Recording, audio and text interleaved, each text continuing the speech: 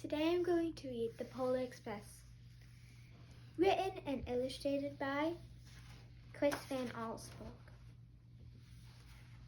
The Polar Express.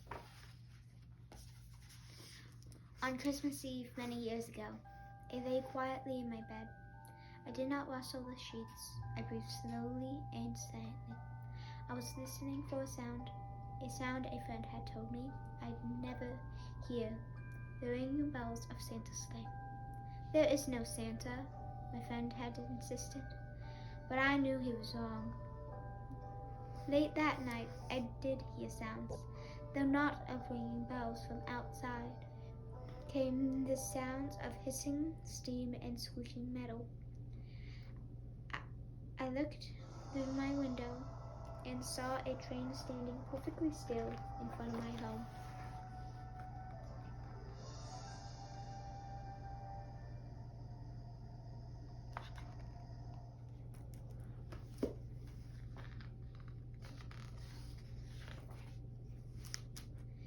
It was wrapped in an apron of steam. Snowflakes fell lightly around it. The conductor stood at the open door of one of the cars. He took a large pocket watch from his vest, then looked up at my window. I put on my slippers and robe. I tiptoed downstairs and out the door. "All aboard!" the conductor cried out.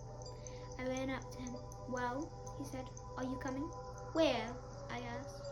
"Why, to the North Pole, of course," was his answer. "This is the Polar Express." I took his outstretched hand and he pulled me aboard.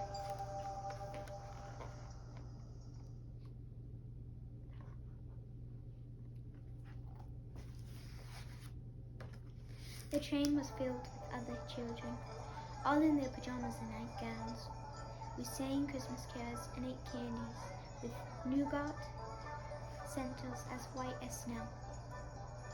We drank hot cocoa as thick and rich as melted chocolate balls. Outside, the lights of towns and villages flickered in the distance as the Polar Express raced northward.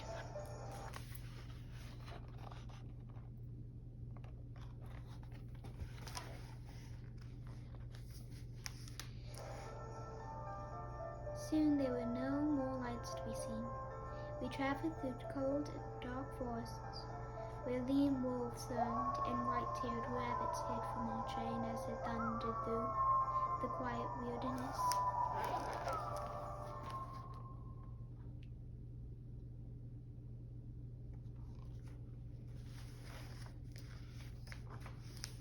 We climbed mountains so high it seemed as though we would scrape the moon.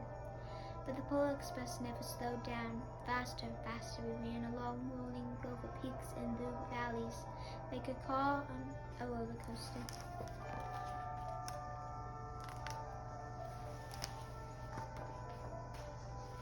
The mountains turned into hills, the hills into snow-covered plains. We crossed a barren desert of ice, the great polar ice cap.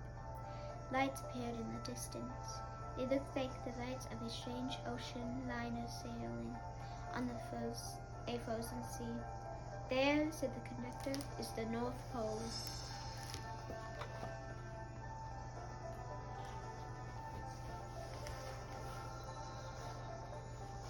The North Pole. It was a huge city standing alone at the top of the world, filled with factories where every Christmas toy was made.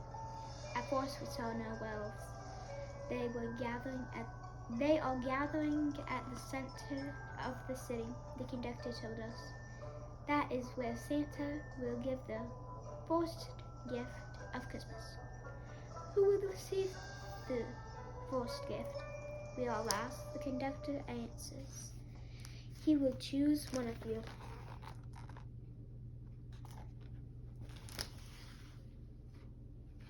"Look," shouted one of the children. "The elves!" Outside we saw hundreds of elves. As our train drew closer to the center of the North Pole, we slowed to a crawl so crowded were the streets with Santa's helpers. When the Polar Express could go no farther, we stopped, and the conductor let us outside.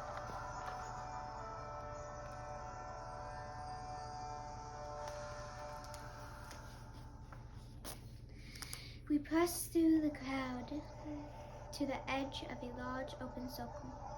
In front of us stood Santa's sleigh. The reindeer were excited. They pranced and paced, ringing the silver sleigh bells that hung from their harnesses. It was a magical sound, like nothing I'd ever heard. Across the circle, the elves moved apart, and Santa Claus appeared.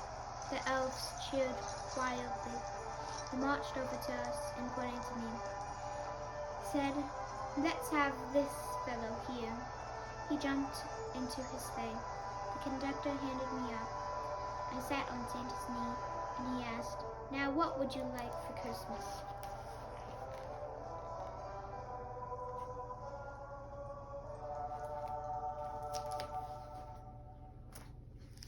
I knew I could have any gift I could imagine, but the thing I wanted most for Christmas was not inside Santa's giant bag. What I wanted more than anything was one silver bell from Santa's sleigh. When I asked, Santa smiled.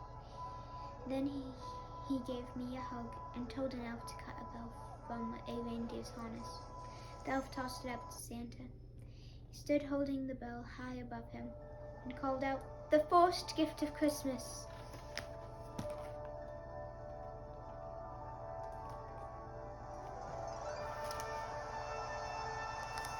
A clock struck midnight as the elves roared with their approval. Santa handed the bell to me, and I put it in my bathrobe pocket. The conductor helped me down from Santa's sleigh. Santa shouted out the reindeer's name.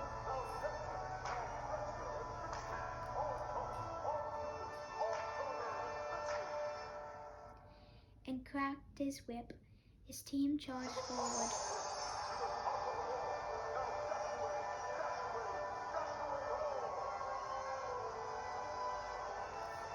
And climbed into the air. Santa circled once above us, then disappeared in the cold, dark blue sky.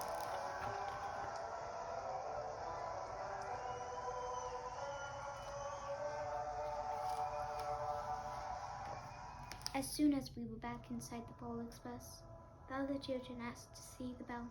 I reached into my pocket, but the only thing I felt was a hole. I had lost the silver bell from Santa Claus's sleigh. "Let's hurry outside and look for it," one of the children said. But the train gave a sudden lurch and started to move. We were on our way home.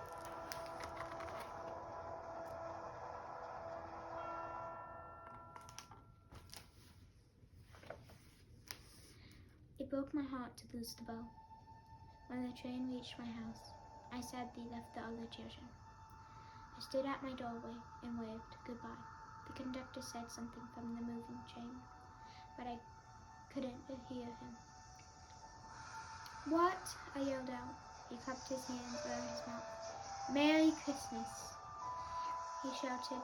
The Polar Express let out a loud blast from its whistle and sped away.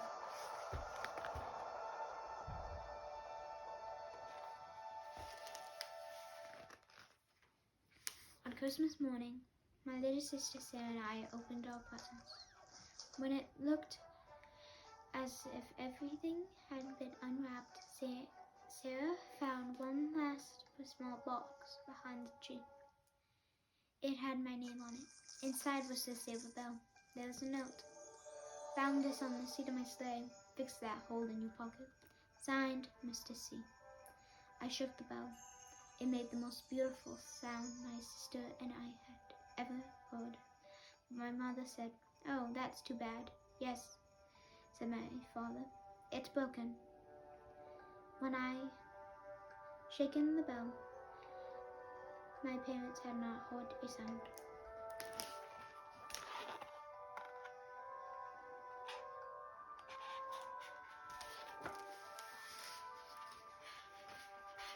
At one time, most of my friends could hear the bell, but as years passed, it fell silent for all of them. Even Sarah found one Christmas that she could no longer hear its sweet sound. Though I've grown old, the bell still rings for me, as it does for all who truly believe. Merry Christmas. Bye.